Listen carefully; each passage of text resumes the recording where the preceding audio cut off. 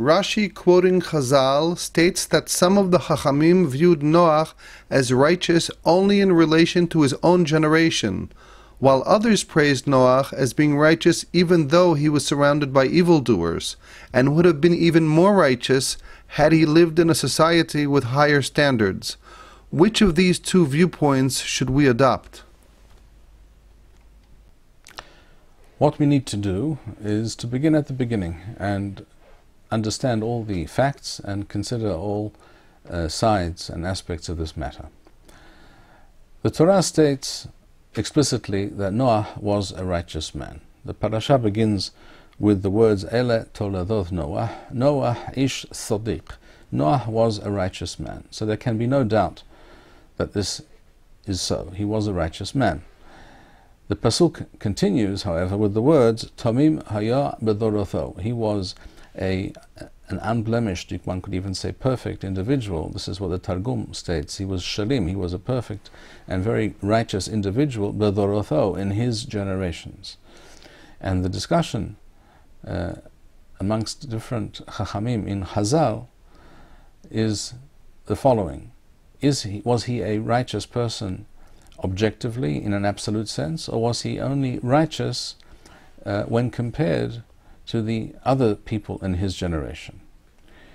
And Rashi quotes this discussion of the Chachamim, and Rashi writes as follows: Yesh mirabutenu doroshim otho lishbah. There are those amongst our sages, amongst our rabbis, referring to certain opinions in Chazal, who see this statement as being made in order to praise Noah. In other words, when it states that he was righteous bedorotho in his generations, this is actually to his credit. Why? Kol sheken ilu haya bedor sadikim haya sadiq yoter. Were he to have been, so the Torah implies, were he to have lived in a time where the moral fiber of society was of a different order altogether, where the standards were much higher, had he lived in a much more conducive kind of atmosphere to being righteous, he would have been even more righteous than he was in fact. In other words, he was a tzaddik, even though he lived in such a depraved generation, in such a morally corrupt time. And therefore this is being stated lishivho, in other words, to praise him. Rashi continues, V'yesh shedorashim otho lirnai. There are those who interpret this statement that he was tamim, he was good and proper and behaved correctly b'dorotho in his generations. This is actually being said not in his praise, not to his credit, but actually to his detriment. In other words, it is pointing out that he was true, he was righteous in his generations when compared to the other people at that time, but had he lived in a different time, he would not have been considered outstanding. As Rashi says, Lefi doro haya sadiq, according to this other opinion, in his time he was considered righteous. Ve'ilu haya bedoro shel Avraham, had he lived, for example, in the generation, in the time of Avraham Avinu, lo haya nechshav lechlum, he would not have been considered outstanding or special at all. Rashi quotes therefore these two opinions which appear in Chazal. The words of Chazal read as follows. I will quote from Bereshit Rabbah. Bereshit Rabbah, Parasha Lamed. It states, Rabbi Yehuda, Rabbi Nehemiah. In other words, this was discussed by these two Chachamim.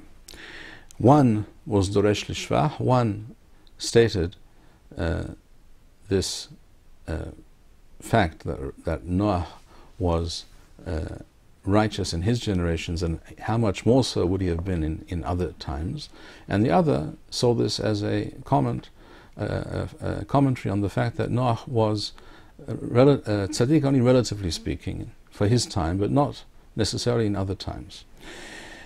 The Midrash states as follows: Rabbi Yehuda Rabbi Nehemiah. Rabbi Yehuda Amar B'dorotho Haya Tzaddik. Rabbi Yehuda states he was a tzaddik in his time. Had he been in the time of Moshe or Shemuel, lo haya tzaddik. This is a slightly different version of the statement, but it's the same idea that Rashi quotes. And the other opinion is the view of Rabbi Nehemiah, who states, Rabbi Nehemiah Amar, Umayim b'dorotao ya sadik, if he was righteous in his time, in such a depraved and negative period of history, b'doro shel Moshe ala hat kama v'chama, how much more so would he have been righteous in the time of Moshe Rabbeinu? Here I'd like to mention, in passing, the fact that this past Shabbat, Parashat Noach, I was davening in a certain shul, and a certain rabbi made the following drasha, the following statement. As I just quoted from Rashi, as Rashi appears before us, states, Yesh mirabothenu, there are those amongst our teachers who are doresh lishvach, who view this statement regarding Noach to his credit. And there are those, Rashi says, yesh dorashim, he doesn't say yesh mirabothenu shedorashim, he says yesh dorashim otho lichnai, there are those who view it in actual fact as a kind of negative commentary on Noach and his level of righteousness. And this particular rabbi wished to claim that those who are doresh lignai, those who see it as in a negative light, are not mirabothenu. That's why Rashi doesn't use the word mirabothenu. Only those who are doresh lishva, who see it in a positive light, those are rabothenu, those are our teachers, and therefore we should follow their example. We should learn from them. We should not learn from the others. Of course, as soon as I heard this, I said to myself, I asked myself the obvious question, how on earth can someone make such a claim? After all, we just read in the Midrash that Rabbi Yehuda states that Noach was only a tzaddik relative to his time. And the very same statement appears in Talmud Bavli, in Masechet Sanhedrin, in the name of Rabbi Yohanan, that he was a tzaddik relative to his own time, but not in an absolute sense. Not in other times, perhaps, would he have been considered outstanding. So according to this interpretation of this particular person, Rabbi Yehuda and Rabbi Yohanan are not mirabothenu, they're not our teachers. We do not learn from them. And this, of course, is an outrageous statement. And then I began to think about this, and I asked myself the following question. Why would a person make such a statement? Why would a rabbi or any person, any Jew, decide, on what basis would he decide, and for what reason would he decide, that this approach, this interpretation, the one which views Noach, or the commentary, the words of the Torah regarding Noach, in a more positive light, why would a person decide that this is the proper approach to things, whereas the other approach, which is also mentioned by Hazal, is an improper approach? And why would he go so far as to say that only those who interpret it in a positive light should be considered rabothenu, our teachers? Which is, in fact, when you think about it, an extremely outlandish and impudent thing to say with regards to any one of our teachers amongst Chazal. And I should mention here that this particular Rav is part of what's called here in Israel the Dati Leumi community. That is to say, the national religious world, not the Haredi world. In other parts of the world outside Israel, perhaps it might be considered modern Orthodox, or that might be the term that would be used, but that would not really be precise. Nevertheless, we're talking about a non-Haredi rabbi. And it occurred to me that this entirely imprecise and unbalanced interpretation of what Rashi says is being made for a very specific reason. I could also point out here parenthetically that it's clear that this is diuk, this reading of Rashi is entirely spurious. Rashi says, Yesh mirabothenu, there are those amongst our teachers who are doresh lishvach, V'yesh shedorshim lichnai. Rashi didn't say v'yesh mirabotenu shedorshim lichnai for the simple reason that Rashi, of course, is always very frugal with his words. Even with every letter, Rashi considers the need for every letter, every word. And there was no need to write the word mirabotenu a second time. But we see explicitly in the Midrashim that both these opinions are brought as equally valid or equally reasonable opinions. There is no kind of value judgment being made within the texts of Chazal as to which interpretation is more correct. In fact, in Midrash Tanhuma, for example, we find the Lashon is not exactly as Rashi brings it. There it says, Yesh Doroshim Lishvach, and then it goes on to say, Yesh Doroshim Lichnai. There are those who interpret it one way and those who interpret it the other way, each for a particular reason, as we will mention. But to suggest that Rashi is implying that one interpretation is more valid than the other, this is entirely spurious. This is not at all what Rashi had in mind, and one could also point out the fact that in one of the very earliest printings of Rashi, printed by the grandfather of Rabbi Shlomo al-Kabetz, the author of the Lecha Dodi, and his grandfather's name was also Shlomo al-Kabetz, printed in the late 15th century, in Shnat Resh Lamed Waw, that is to say 1476, Leminyanam.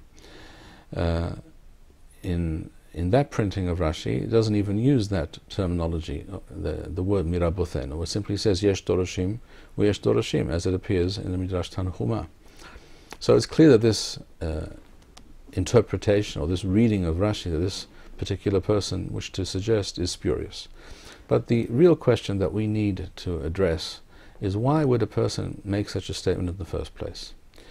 And it occurs to me that this is entirely in keeping with the one of the essential characteristics that I have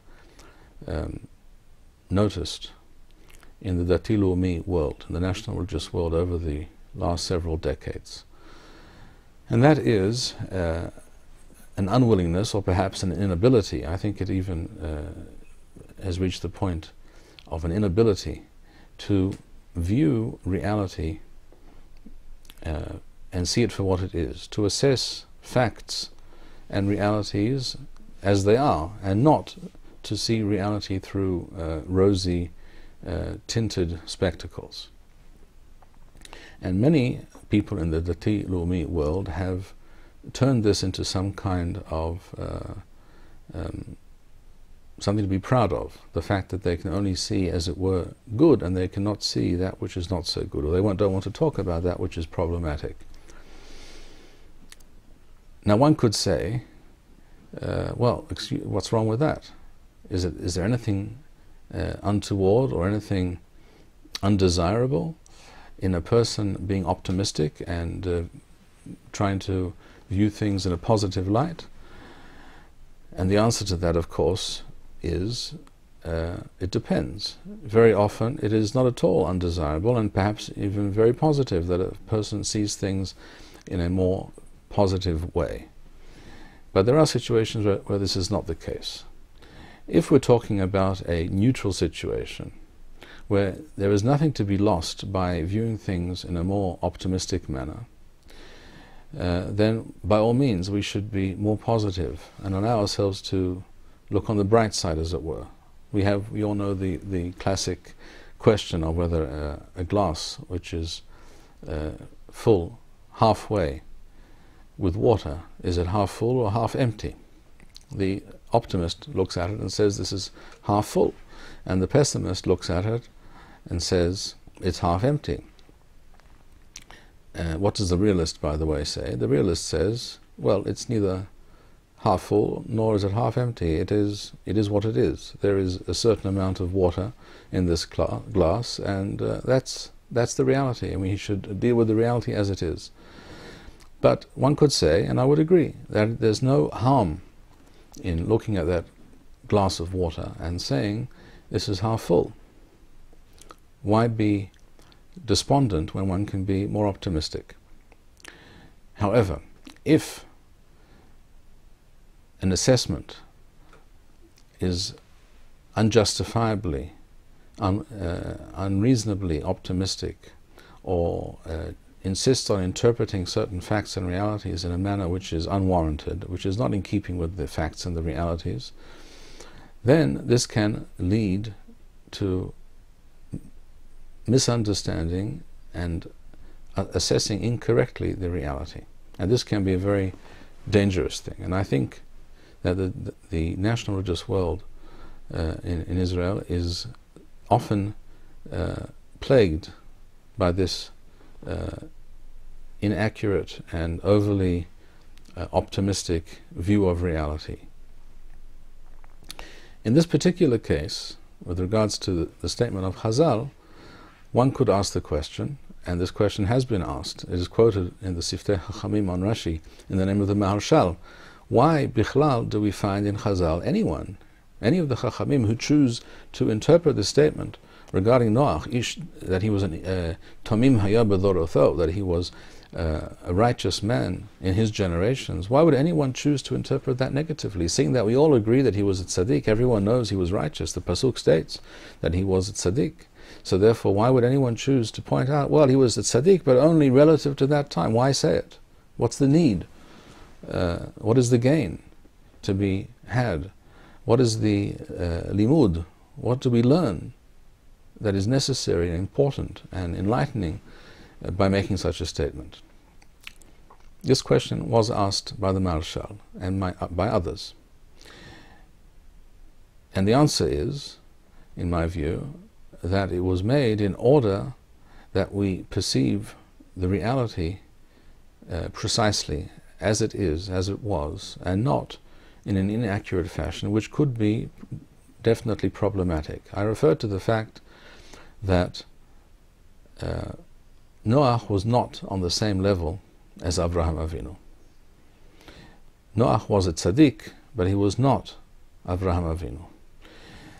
And in fact, as Rabbi David Fardo, the author of the Perush and Rashi called Maskil LeDavid, points out, in actual fact, when you look at these statements of Chachamim, of the two sides, regarding Noach, we see in fact that there is no discussion, there's no mahloka, there's no argument really, because they all agree on the one hand that Noach was righteous, he was a tzaddik, and they also agree that he was not on the same madriga, the same level as Avraham Avinu, and that is precisely what we need to know. We need to be fully aware of the fact that Avraham Avinu was very, very unique, entirely unique and very special, and on a different level altogether from that of Noach. And that is why Rashi himself immediately points out this very fact.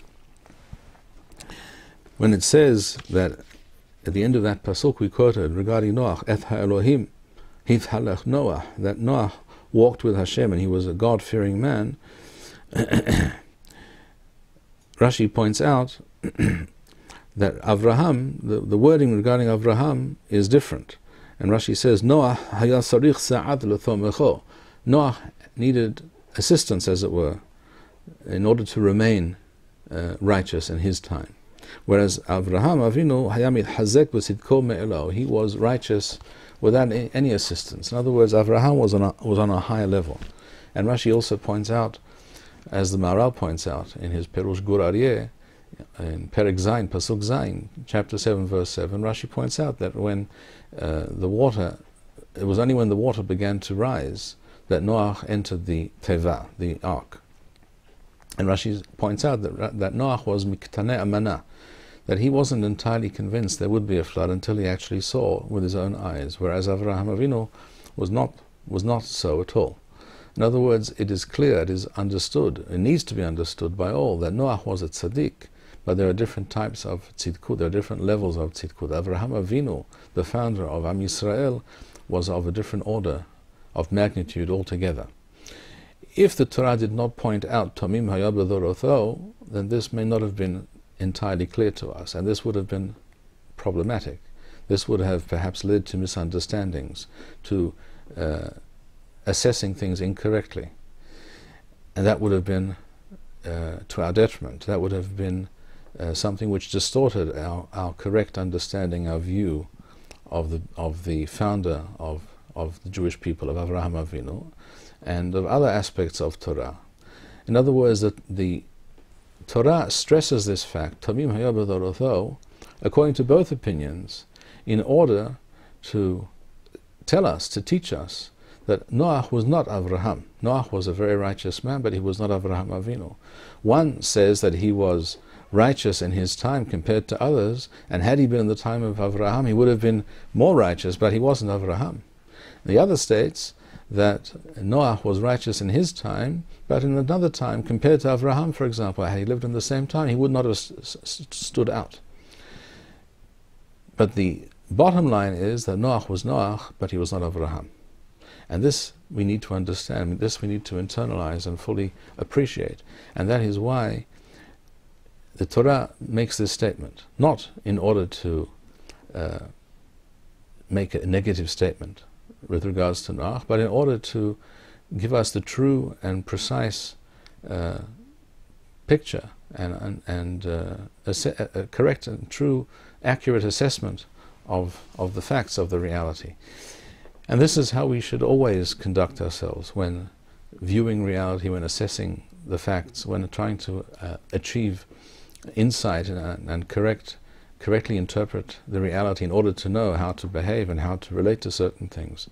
We cannot allow ourselves to be driven by this or that agenda. We should not view things through rosy spectacles. We need to train ourselves to view things as they are and to deal with things as they are, because only then do we make the correct decisions, and only then can we take the correct and productive actions. Thank you, Rabbi Bar-Hayim. We would like to encourage our viewers to share these videos with friends and send in your responses. We would also like to suggest the following opportunity to our viewers. If you identify with Rabbi Bar-Hayim's message and would like to sponsor or dedicate a video interview with the rabbi in honor or memory of a loved one, if you would like to obtain Birkon Nusach Eretz Yisrael, or invite the rabbi for a speaking engagement, please email us at office@machonshilo.org.